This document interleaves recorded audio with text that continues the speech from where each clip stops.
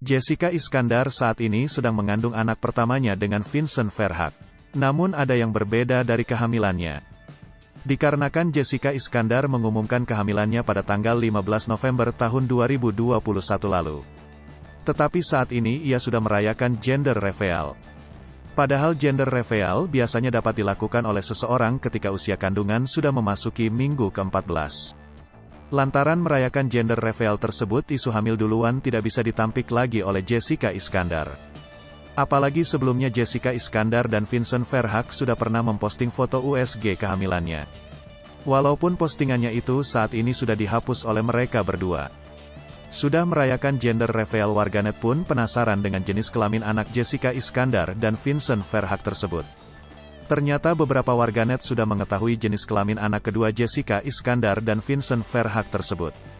Menurut warganet, jenis kelamin anak mereka adalah laki-laki. Hal tersebut diketahui mereka dari postingan Vincent Verhaeghe dahulu. Tetapi postingan tersebut sudah dihapus oleh Vincent Verhaeghe. Hai pemirsa Sri Popo TV, jangan lupa komen, like, dan subscribe, serta tonton terus berita-berita terupdate lainnya ya.